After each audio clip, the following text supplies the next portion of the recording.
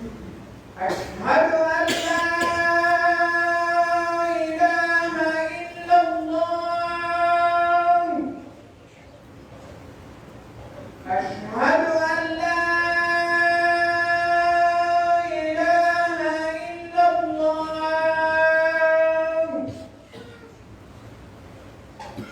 أشهد أن محمدًا رسول الله.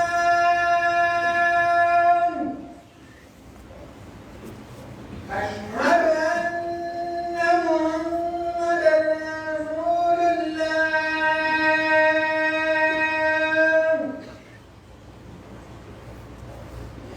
حي على الصلاة.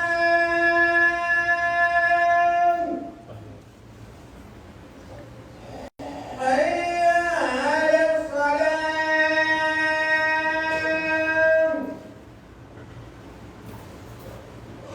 حي على الفلاح.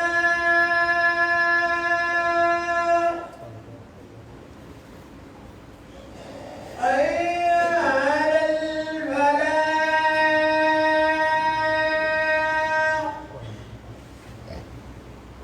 الله أكبر. الله أكبر. لا إله إلا الله.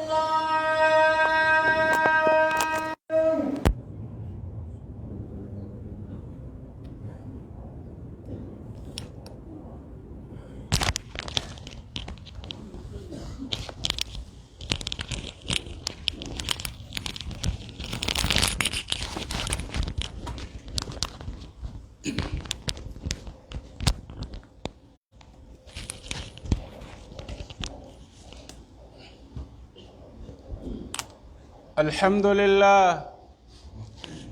الحمد لله رب العالمين خالق الخلق أجمعين، نحمده ونستعينه ونستغفره ونستهديه، ونعوذ بالله من شرور أنفسنا ومن سيئات أعمالنا. من يهده الله فهو المهتدي، ومن يضلل فلن تجد له وليا مرشدا. أشهد أن لا إله إلا الله وحده لا شريك له، وأشهد أن محمدا عبده ورسوله، صلى الله عليه وعلى آله وأصحابه ومن تبعهم بإحسان إلى يوم الدين. يقول سبحانه: يا أيها الذين آمنوا اتقوا الله حق تقاته ولا تموتن إلا وأنتم مسلمون. يا أيها الناس اتقوا ربكم الذي خلقكم من نفس واحدة وخلق منها زوجها وبث منهما رجالا كثيرا ونساء، واتقوا الله الذي تساءلون به والأرحام إن الله كان عليكم رقيبا. يا أيها الذين آمنوا اتقوا الله وقولوا قولا سديدا يصلح لكم أعمالكم ويغفر لكم ذنوبكم، ومن يطع الله ورسوله فقد فاز فوزا عظيما. عباد الله، اتقوا الله سبحانه وتعالى واعملوا لأنفسكم. اتقوا الله واعملوا لأنفسكم. يقول سبحانه: من عمل صالحا فلنفسه ومن أساء فعليها وما ربك بظلام للعبيد. يتي الله سبحانه وتعالى هانو دو يتede on tawde himo waɗi ko himo yettire seniiɗo mawɗo, gando yurmeteeɗo, annduɗo ko suuɗi e ko wirni, yondiniiɗo gaytagu mum ngun mo foppo hato jini e muɗum. en seedi ke ala reweteeɗo e goonga si wona o allahu kanko tun hawtodiiɗo wo alanaamo. en seedi ke wondema muhammadu bne abdillah ko o jiyaaɗo makko, ko o nelaaɗo makko, o timmini nulal ngal, o laaɓani mofte ɗen, o haɓani diina allah kan, o rewi Allah ha mayde nden tawimo e hoore muɗum. Jiyaɓe Allah, mi wasiyike hoore an wondude e moɗon kulol Allah subhanahu wa ta'ala, wono Allah yamiriri en ɗon ka deftere makko yo en hulumo kanko Allah subhanahu wa ta'ala. Hulugol Allah subhanahu wa ta'ala ko dogugol fattomo kanko. Hulugol Allah subhanahu wa ta'ala ko rentagol e haɗaɗi makko ɗin, wakkilo e yamiroje makko ɗin, kanko Allah subhanahu wa ta'ala. E yamodiri kulol Allah subhanahu wa ta'ala ka kene e ka gundo, e laɓɓingol ɗe ɓerɗe ɗe tawata ko miran golle ɗen. Ɓernde nde tawata nden ko nde woni miran ka golle ɗe waɗeteɗon, heblano ko tultata kon. Jiyaɓe Allah, no tawa e ko maapini wondema jiyaɗo on himo yangade subhanahu wa ta'ala o ɓanginani e wondema yangikin tunki nafata hiki mari sarti fiyoki heɓu joddi. Subhanahu wa ta'ala o yewti en wondema aroyay woɓɓe ka darngal ɓe tawata yangino tampi, kono konko ɓe yangi e konko ɓe tampi fof haɗataɓe natoygol kadi yiite wulnge. hal ataka hadithul ghashiya wujuhu yawma idhin khashi'a amilatun nasiba tasla naran hamiya tusqa min aynin aniya laysa lahum ta'amun illa min dhari'. aro yeggete kañande darngal yankiniɗe golluɗe tampi, kono ɗe natoya yiite wulnge ɗe yarne ndiyam wulɗan, ñaamete ko ɗe mari kon ko ñaamete ɗeɗɗowo. ñaamete ɗeɗɗowo tawa so o yari so o ñaami be o hatojina e njaram, so o yari ndiyan ɗan taƴitey tetekki ɗin fof yaha ka leydi. ko ɓuri e hawnade kon ndiyan ɗan hakke ko ɗan wuli ɗan honcinayi yeeso ngon. Qur'an wi wasuqu ma'an hamiman faqatta'a am'a'ahu. Kondo woni addude yoɓe lando ndiyan yarugol ko tawde ɓe ñaami ñaamete ɗeɗɗuɗo ɓe kali fofango maɓɓe ngon. Inna a'tadna lil kafirina salasila wa aghlalan wa sa'ira wa ta'aman dha ghussatin wa adhaban alima. Idan hare jiyaɗo Allah subhanahu wa ta'ala o ɓanginani en wona yangi kintun dandoyta ka lahara, wona gollugol ngol woni sarti, ko gollugol ko nafete an, kono no mari sarti fiya a gollu hara nafete. Ko honɗum woni ɗum? Ko angal yejjitugol Allah. Angal yejjitugol Allah subhanahu wa ta'ala ɓay o yamiri kulol Allah ko ɗum o wattanno en ɗon wonande heblaniɗo lahara on, o wattoray ɗum ɗon nder ton o yejjitata Allah ka o dariri wo o yi'ay Allah subhanahu wa ta'ala, mana o anditay fi makko. Allah wi en ka deftere makko wala takunu kalladhina nasu llaha fa ansahum anfusahum. To on wa'uwa ɓe yejjitunoɓe Allah, Allah yejjintini ɓe hoore maɓɓe. Ko honɗum woni yejjitugol hoore mum? Jiyaɗo Allah an o julɗo anditu subhanahu wa ta'ala o tertoto jama on fof e alhaali no ɓe woniri wo si wona saanga neɗɗo on wi'i o woni gonɗinɗo, Allah dardotomo. Gonɗinɗo on be o darde siko gonga. Sa innamo ɗo nduɗo wuduru ƴoƴi a goɗɗo to ndu ma peɗoɗa ndu fiya andu si ƴoƴima si ƴoƴali. Idan si neɗɗo on wi'i o suɓike Allah, o faalaka aduna, hande kadi ko laahara ɓuranimo, ko Allah ɓuranimo, Allah dardotomo. Allah wi en ka deftere makko بعد أعوذ بالله من الشيطان الرجيم بسم الله الرحمن الرحيم ألف لام ميم أحسب الناس أن يتركوا أن يقولوا آمنا وهم لا يفتنون ولقد فتنا الذين من قبلهم فليعلمن الله الذين صدقوا وليعلمن الكاذبين أم حسب الذين يعملوا السيئات أن نجعلهم كالذين آمنوا subhanahu wa ta'ala o wi ene e ɓe yimɓe sikku so ɓe wi men gonɗini hare gasi min jarribotako ɓe. Si a nodditike ko a gonɗinɗo be feeña ka kuuɗe ma, be feeña ka finde ma, be feeña ka huwodiral maɗa wondude e jama on. Sahaba ɓen ridwanullahi alayhim ɓe nelaɗo sallllahu alayhi wa sallam ne'i ɓen ko ɓuri saakitude diina maɓɓe kanko jikkuji maɓɓe moƴƴiɗi. Suɓagol maɓɓe ngol lahara.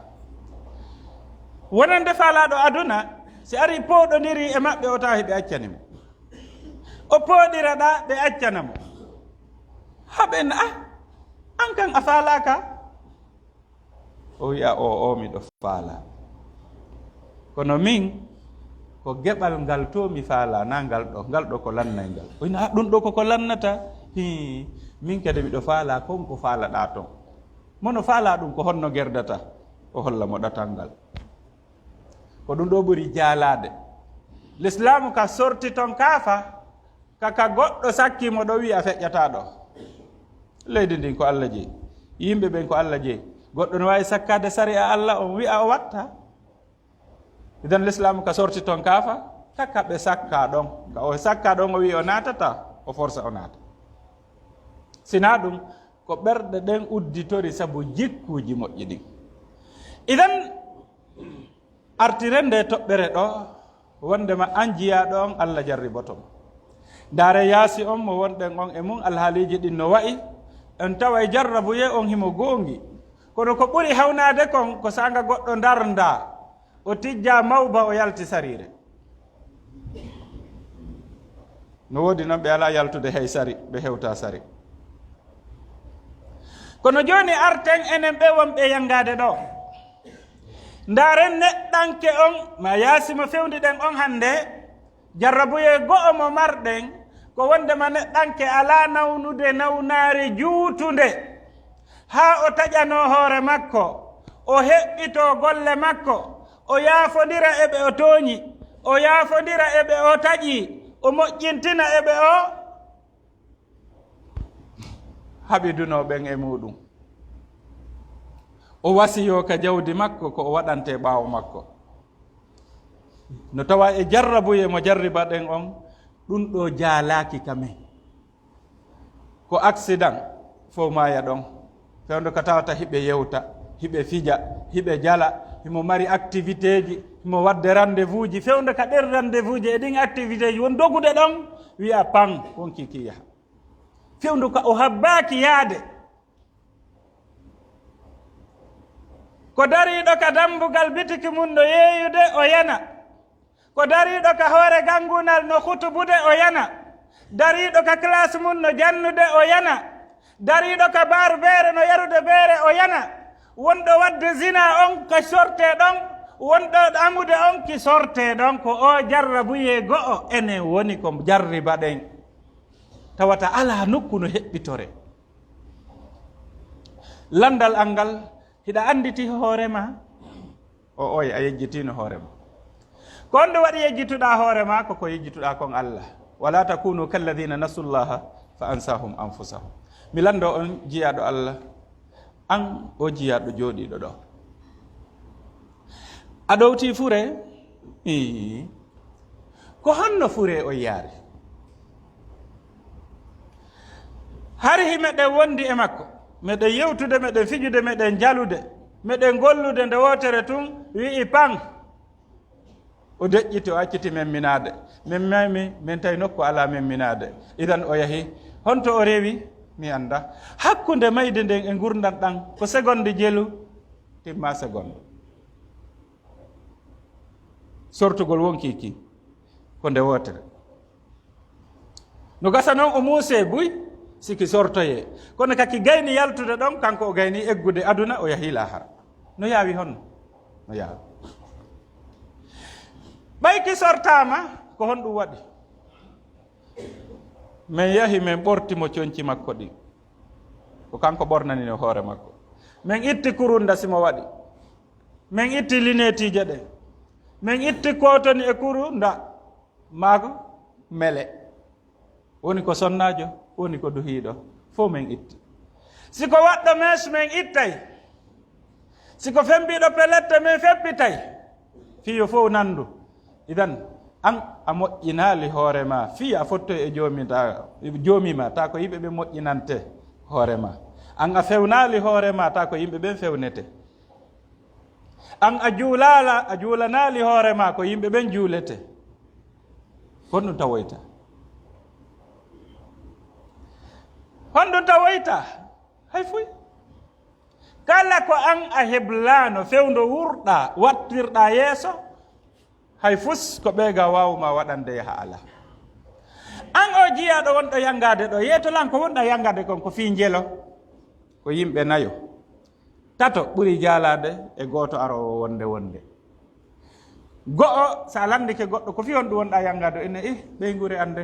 sa wi ɓey guure ko hombo, ko ɓiɓɓe ɓen o adorta, o watta rewɓe ɓen. ko ɓurimo mapinde ko ɓiɓɓe makko ɓen. si feƴƴi ɗon rewɓe ɓen, si feƴƴi ɗon wonde mawɓe ɓen, woɓɓe. sina ɗum ko weldiɓe makko ɓen, ko ɓeɗo jeyi, ko woni yangade ko ɓe woni yanganade. kanano woni ɓiɓɓe ma ɓen, rewɓe ma ɓen, weldiɓɓe maɗa ɓen, ɓe yiɗuɗa ɓen, woni hiɗon kafi, woni on kafa e mawɓe maɗa ɓe wonde.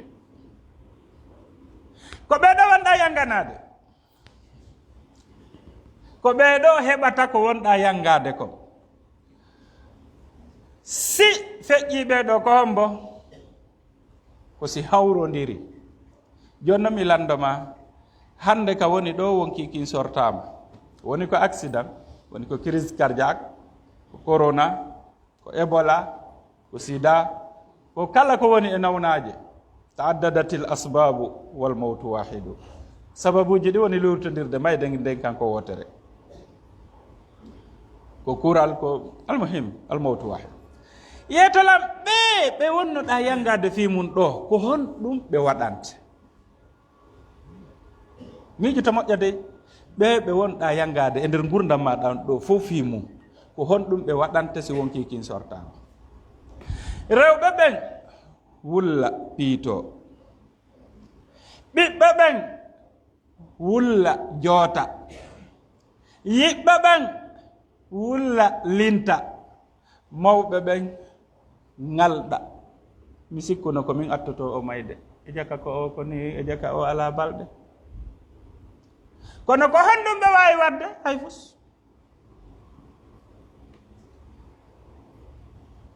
ko ɓadoto loote, si wona haraka ka sonnaɓe faamuɓe ɓen ko janamɓe. si sonnaɓe ma ɓen no faami, kamɓe ɓe loote. si faamu ala, janamɓe loote. no gasa ɓe a miijatano hay ɓattoto, hay ka dambugal ma, hay ɓe konki ɓe faltantake kama, ko ɓen ɓadoto loote. si ɓe ƴetti fure on ka nder suudu maɗa, ɓe naɓaymo ka morgu on. ɗi morguji ndaren no ɗi wayi, acce wonde yahen toon, hay si tawi woni na en naɓa ma en naɓu goɗɗo, yahi wonde sotten on morgu, ndaren no o wayi. andita ñande goo ɓe addete ɗo, addoɓe maɓɓen ko kamɓe andi. hay nduggu ngun ɓe wuttata, gara mari jojo ɓe ittata, lince ko ɓortano mayɓe go o liɓa ɗon ɓe ittata.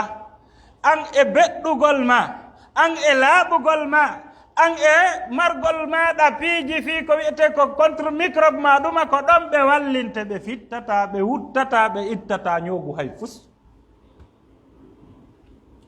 siko kiikiiɗe mayɗa ɓe wallinima ɗon ɓe arto yoobimi, ɓe huɓɓinantama ndaygu, ɓe dartata no fewdorɗa, darata si kulloye ŋatalima, ɓe pompatama seltox fi son solicino ton. Jiyaɗo Allah ko homɓe adduma ɗo ko ɓe wonnoɗa yangade ɓen fi mum. Sina kamɓe tigi addi ko kamɓe yamiri. Bimbi ɓe ara ɓe ɓorte ɓe loota, ɓe immina woɓɓe yahe jason. Si ɓe yiɗuma ɓe waɗane lahdi, siko lahdi ɓe waɗanta ɓe jasay 2 métres luggendi. Si ɓe jasira ɗon ka qibla ka ɓe wallinte ɗon, si ɓe wallinima ko biriki ɓe waɗata, si ɓe watta leɗɗe e kaaƴe ɓe e haako e leydi, ɓe huli wota yaltu ko fii ɓe sendoyay woni ko jeyɗa ko. Ɓe senda jawdi ndi, ɓe senda rewɓe ɓe, ɓiɓɓe ɓen kadi no gasa ɓe sendita ɓe. ɓenna ɓeɗo yahu ka yaye makko, ɓeɗo yahu ka koto makko, ɓeɗo yo yaruɗa. Ɓe sendita ɓiɓɓe ɓen ɓe gollina, ɓe sendita rewɓe ɓen. Yeeto lan honto geɓal mangal an o wonɗo yangade, min ko ɗum ɗo woni landal an. Honto geɓal mangal, rewɓe ɓen a acciɓe ɓaawo, ɓiɓɓe ɓen a acciɓe ɓaawo, compte bancaire ji ɗin no ɓaawo, cuuɗi ɗin no ɓaawo, otoje ɗen no ɓaawo. Honto geɓal mangal an o wonɗo yangade, an a yurminta hoorema. Honto geɓal mangal woni, honto geɓal mangal. Ñande wo a daway wonde hara subaka juulaka yejjita hay juulande Allah. Woɓɓe juulaka laawol, kulol embouteillage, kulol ñallugol, wota leetuka biro, hewtaka pilasi ma, wona ɗon haa tawa a hewtoyi wo ka suuduma jemma. Ñande wo hiɗa yangorde ni hay mayi dewi e pan. Honto geɓal ma ngal e ko yangiɗa ɗo, min ko landal angal hiɗa yejjiti hoorema ka a yejjitali hoorema. Miijiti moƴƴa an a handa e geɓal e ko yangiɗa ɗo fof, ɗi cuuɗi ko darnuɗa fof, terenji ko marɗa, compte bancaire ji ko marɗa, amara geɓal an. Honto geɓal mangal ko landal angal ni jiyaɗo Allah. Miijiti moƴƴa, est ce que a ɗaynali hoorema, est ce que a jamfitaki? Hara ɓe ɓiɓɓe ɓe anditay wiigol waɗanen baba sadaka, hara ɓe rewɓe anditay waɗanen moodi sadaka. No gasa ko sari aɓe naɓidirta fe sendugol ko accuɗa ko. Hara kaka gendarmerie ma ka justice ɓe seedoyta, seedoyɓe ka justice fi sendugol ko marɗa kon, ɓen anditay waɗangol ma keɓal. Jiyaɗo Allah taw sa jamfitaki, taw so yejjitali Allah o yejjintini en hoore meɗen. Honto geɓal men ngal ka yangi men, kayenen en handa e ko yangotoɗen kon. Jiyaɗo a handa e nge yangi e ki yangima ɗo, nge nange ɗo, nde tampere ɗo, o sonja ɗo, hiɗa dawde hirda ñande wo. Honto geɓal mangal, honto ko waɗanɗa kon hoorema. Yaqulu l abdu mali mali, innama lahu min malihi ma akala fa afna, aw labisa fa abla, aw tasaddaqa faqtana. Nelaɗo maki jiyaɗo no wiya jawdi andi, jawdi andi. Pellet ko o mari e jawdi makko ndin ko tati. Koko o ñaami kon doli, e ko o ɓorni kon lanni, e ko o itti kon sadaka. Ko ñaama doli kon kaka hurgo hay koyte, ko ɓorna lanni kon kaka ñooge hay koyte. Ɗum ɗo ko geɓal mani kala hara. Ko lutti kon ko wonayno kon geɓal ma ko ittuɗa kon sadaka. Honto sadaka ma kako sanga mayɗa woɓɓe waɗani an sadaka. Amara feere waɗugol duɗal ka Qur'an jangete, accana ɗum ɗon hoorema sadaka jariya. Amara feere jangugol deftere Allah nden hunjonde jannande, ɗum ɗo wonane sadaka jariya. Amara feere darugol miskinu mo ittanta ande Allah ittande ande ka aduna e ka lahara jeeɗo Allah hanto keɓal mangal ko ngallandal ɗo woni ko mi falano on landade fi on tinu ko ha honto yejjituɗon hoore men ko woni noon sabu yejjitugol hoore men koko yejjituɗon kon Allah Allah haɗuno en kadi o rentini en wala takunu kalladina nasu llaha fa ansahum anfusahum kono nde Allah watti ɗon ulaika humul fasiqun ko a waccaɗo ka ko a ŋiñaɗo yejjituɗo Allah Allah yejjintini hoore makko Allah wi ko fasiki ɓenno iɗen moƴƴi idan aranɓe ɓen ɓe jarriba kamɓe ɓe yalti ɓe tampuno kamɓe leydi ndin dimba e maɓɓe wa zulzilu Allah wi ɓe yeƴa nokku goo wi wa daqat alayhimul ardu bima rahubat ko leydi yaaji ko fof di ɓittani ɓe woyi wasi tawi woni hindi itti ka balaje maɓɓe yahi ha kamɓe tigi ɓe wi'i hatta yaqula arrasulu walladina amanu maa mata nasrullah tawde ballal Allah ngal arata Allah wi ala inna nasrallahi qarib ballal Allah ngal no ɓadi kono ko ɓe atti landade si ballal Allah ngal ɓattaki nelaɗo mako no eppa hiɗon hawjine hiɗon hawji on yaawi landade ballal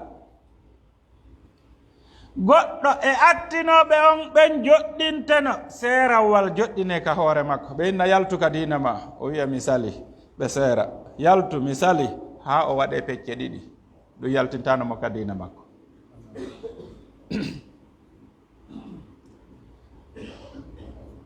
ko nelaɗo jaabi ɗum sahabaɓe wi'unoɓe ɓen tampi duuɓi 10 hiɓe lettede ɗawe piye jatte raɗe ɓe wiɓe tampi nelaɗo make hiɓe hawji ɓe watti ɗon duuɓi 2 Madina noon si ɓe yanana joni awa yotte noon enen ko honɗum feƴƴi e hoore men hella diina yangi ko wonde yangade kon ko fi aduna yangi e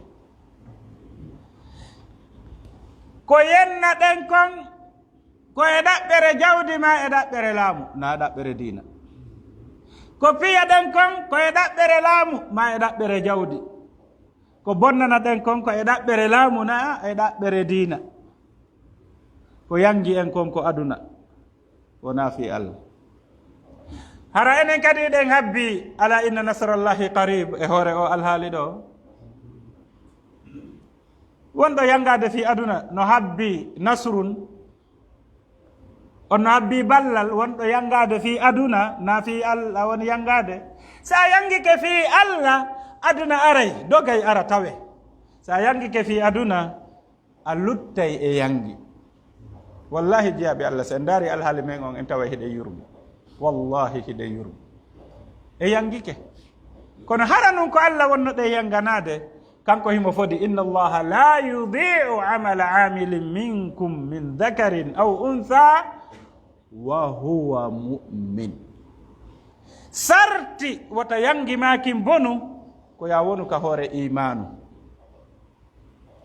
ko yo taw hara ko a gomɗinɗo ko on gomɗinɗo ɗon nannane janguɗen ayeje ɗen Allah wi sa wi a wona e gonɗinɗo o darndotoma ko ɗum ɓe ya iwnoɓe ka fulawa ari wi amanna Allah wi o qul lam tu'minu on gonɗinali dey walakin qulu aslamna wiye noon ko on julɓe kono na on gonɗinɓe taw walamma yadkhulil imanu fi qulubikum limanu natal taw ka ɓerɗe mo mana ɗi jikkuji ɗo na jikkuji gomɗinɓe ɓen ni gonɗinɗo pirata fi aduna e joni noon ko honno kerdeten en acciday ɓe laamu Allah fodi ɗum gonɗinɓe ɓen wa'ada allahu alladina amanu minkum wa amilu salihati la yastakhlifannahum fil ardi wala yumakkinanna lahum dinahum alladhi irtada lahum Allah fodi ɓen gonɗinɓe e moɗon ɓe ɓe golli ko moƴƴi o lontinayi ɓe ka hoore leydi wondema ko kamɓe o lamminta fo e janggay ko tu'til mulka man tasha'u wa tanzi'ul mulka mimman tasha' ka idan o wi ko o foti laamu ngun ko gonɗinɓe ɓen hocci ɗen cikki ɗen yimuɗen amuɗen bewɗen waɗɗen ko faala ɗen funsuɗen jawle holluɗen allah hiɗen ɗuuɗi hiɗen waawi waɗi yo allah newina en danda en hara jawle bonuɗe ɗen wona e hoore mere boni ta a landitoy tefi majje hara wona ka allah faala ɗon ɗe yehi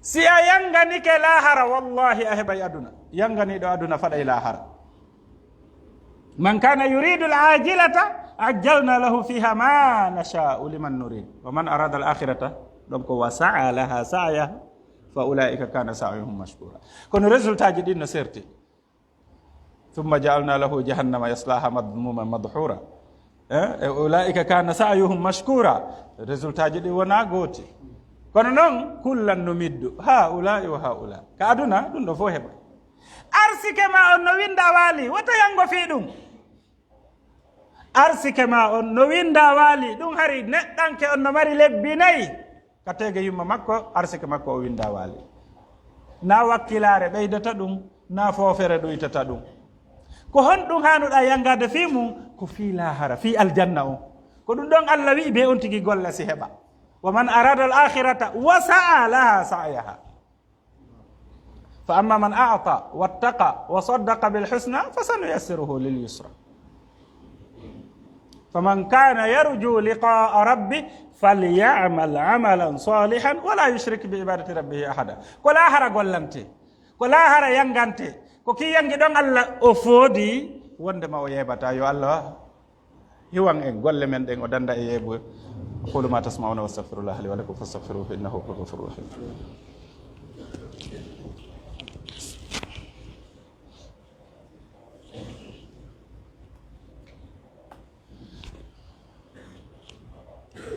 alhamdulillahi rabbil alamin wa sallallahu wa sallama ala rasulihil karim wa ala alihi wa sahbihi ajma'in yetti allah subhanahu wa ta'ala ko kanko hana yettede en juuli en elaɗo makko on mouhammadun sallllahu alayhi wa sallam e ɓe gure maɓɓe sahabaɓe maɓɓe kala ñemtinde ɓe ha ñalade joddigol re jeeɓe allah etoɗen haqinqinen o limanu ɗo toroɗen allah o cuɗirana en ɗe ɓerɗe ɗo o limanu ɗo fiyo yangi men kin heɓu tono hara kiperdali hara sa a julike hiɗa mari tono si a dogin oto hiɗa mari tono si a remu hiɗa mari tono si a jasu gayka hiɗa mari tono hara kala ko golluɗa ka hoore leydi a tonoto kono sarti on ko iman wal asr innal insana lafi khusr illa alladhina amanu sharte arano wa amilu salihat wa tawasaw bil haqq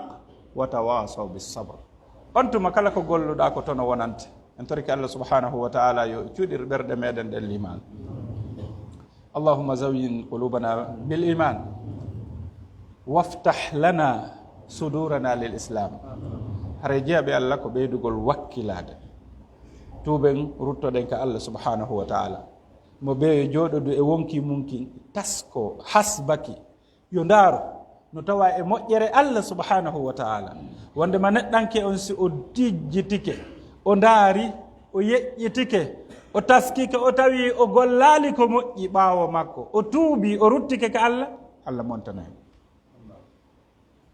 no tawa e moƴƴere allah nde a waɗani no tawa e force ɗe marɗen e hoore cheytan wondema si a bonni so a torike mo tun o yaafotomo toroɗen mo o yaafo en ɓayna mbuuɗi ittete wona golle ɗuɗuɗe ko ya qirrito ka ɓernde ma anda hi a falji anda a bonni heɓɓitoɗa e to kala ko waɗata hara ko allah waɗanɗa ko fi allah waɗirta si a yiɗay si a añay si a okkay si a yahay si a jooɗoto kala ko waɗata yo taw ko fi allah qul inna salati wa nusuki wa mahyaya wa mamatiya lillahi rabbil alamin la sharika pellet hiɗen anndi ɗan ɗo gurdam beeɗal lanna ka beeɗal lanna kono koye hoore honɗum ɗan haani lannude yo taw hara timmode nden no moƴƴi yo Allah hokku en timmode moƴƴere hay hunde laawaaki hay hunde bonaali woodi e sahaabaaɓe tuubuɓe ka tumbo gere no haɓeede heeferɓe ka maɓɓe yii no ɓe woni haɓirde no eno ɓe woniri noon Allah subhanahu wa taala okki ɓe iliman o hari o tawi o towni kaafa makko o wallini doyi ko honɗum waɗi ene ka diina mon ɗo mono faala natude toon kono waɗata o yeetima ko henno o gerdata o wowli shahadatayin o ƴetti kaafa makko kan o fewtiti heeferɓe ɓe o ardi e mum ɓen haɓugol o wara o naatoy ka aljanna o juulaali juldere hay wotere hay sujudere wotere o sujjaali o feƴƴaali e diina kan sina shahadatayni ɗi o wowli ɗin kono haɗaani mo naatude ka aljanna ko Allah woni yurmeteeɗo mana Allah ara ko o waɗa fii ko o lettete kon ko fi on ɗum o lettanto mara nafa ton o mara ton kadi noon lorra ko woni so o yamirima a salike ara hiɗa hannde e focceede an e ɓe luɓaɗa ɓen ɓiɓɓe maɗa ɓen sonnaɓe maɗa ɓe wiyaɗa hiɗa hokka ɓe so a yamiriɓe ɓe jaɓali a foccay ɓe idan an kadi so jomma yamirima a jaɓali hara hiɗa hannde e sawru walfajre wa layalin ashr walshaf'i walwatr walleyli ida yasr hal fi dalika qasamu lidi hij ɓe Allah wonda wondema so a yeddima o lettete ɓe ɗum ɓe o wonda no hanuno kaso a ɗum ɗon hayso o wowlali o wowlanima o wondi o watti ɗon so a bonni o mana a hawray e ko o fodi ko idan jiyaɓe Allah ruttoɗen ka Allah subhanahu wa taala en mara ruttorgal si wona ka makko en mara ka yowoɗen sina e Allah subhanahu wa taala siɗen mari ko maaporɗen hollenmo kanko woni ittowo maapa siɗen mari ko faalaɗen hollenmo ko kanko woni okkowo faale si tawi hiɗen maapode e bakkatuji ɗin ko kanko woni montowo bakkatuji ɗin haray ko ɗum ɗo woni ɗatal ngal fiyo en artuka hoore laawol fi wota en yango yangikinki wona meere tawa haɗoyta en yangi go'o kala hara yo Allah dando en bani adama yangade ka aduna ta kala hara kadi koyo o yangoyo yo wuuro e sifa ɗan gurdan ɗo ta so o yahi kadi ko e ɓuri ɗan ɗo woni ko o yata e muɗum اللهم آت نفوسنا تقواها وزكها أنت خير من زكاها أنت وليها ومولاها ربنا آتنا في الدنيا حسنة وفي الآخرة حسنة وقنا عذاب النار اللهم أرنا الحق حقا وارزقنا اتباعه وأرنا الباطل باطلا وارزقنا اجتنابه ولا تجعله ملتبسا علينا فنضل يا أرحم الراحمين يا رب العالمين اللهم زين قلوبنا بالإيمان اللهم زين قلوبنا بالإيمان اللهم كره إلينا الكفر والفسوق والعصيان اللهم أنت الله لا إله إلا أنت نستغفرك ونتوب إليك وصل اللهم وسلم على محمد وعلى آل محمد كما صليت على إبراهيم وعلى آل إبراهيم وبارك على محمد وعلى آل محمد كما باركت على إبراهيم وعلى آل إبراهيم إنك حميد مجيد سبحان ربك رب العزة عما يصفون وسلام على المرسلين والحمد لله رب العالمين قوموا إلى صلاتكم يرحمكم الله.